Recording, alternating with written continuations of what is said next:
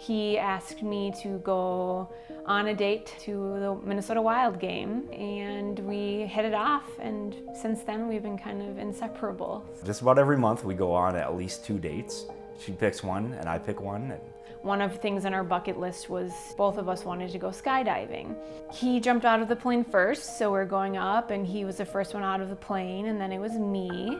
And so I got down and landed pretty hard, actually, and then he got down on one knee, and it was all on video, all on film. And I proposed after we jumped out of the plane together, got down to the ground and proposed. She wanted a travel destination wedding, and I said, whatever you want. And so I just want to be married to you. You picked the time and place.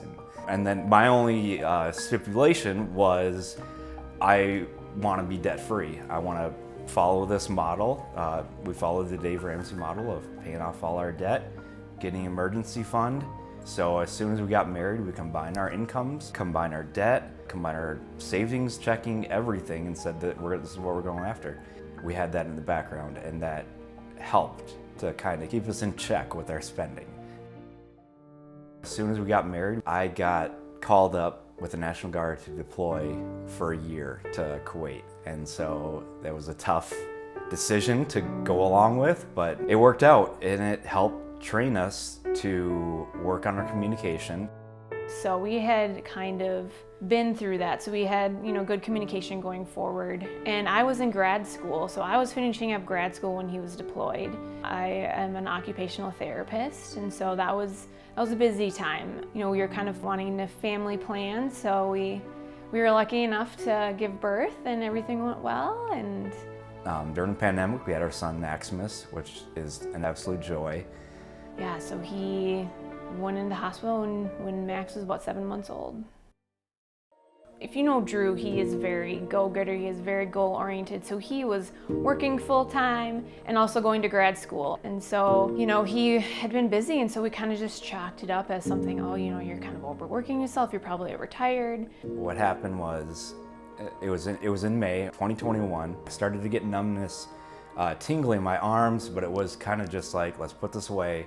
I have grad school to think about, and it was around the time I'm turning in finals, as well as I'm working 40 hours a week in a tough sales job with quotas, and there was a lot going on, to say the least. He started having increased tingling in his extremities, so his arms and his legs, and he just said, I don't feel good, this doesn't feel right, I don't know what's going on, And it just happened one afternoon where I didn't feel well. I was laying down, just kind of resting, and I got up and I said, Krista, you need to take me to the emergency room. I'm not one to go to the hospital often or anything. It takes a lot for me to go to the hospital, but I knew at my core something was wrong and I didn't have an answer for it. And so it felt like I couldn't move it took a lot to move my hands and feet.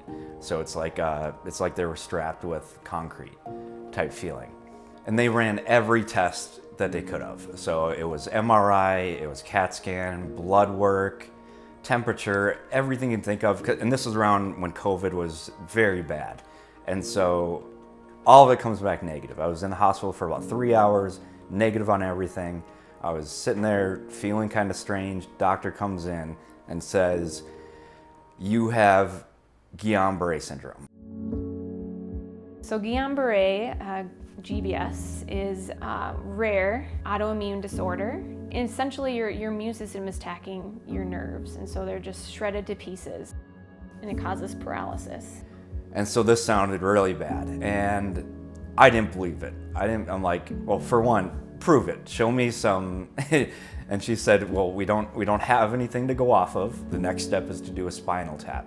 But they wanted to do a spinal tap, and he said, no, I have some papers I need to do. I have some other things I need to get done before we kind of really go down this road of trying to figure out what exactly is wrong with me. So we ended up going home that evening, and then the next morning he woke up and was like, I can't move. He had to go to the bathroom, and we didn't have like a wheelchair or anything, so I had to drag him in a folding chair into the bathroom, and he couldn't even sit down on the toilet, like he plopped.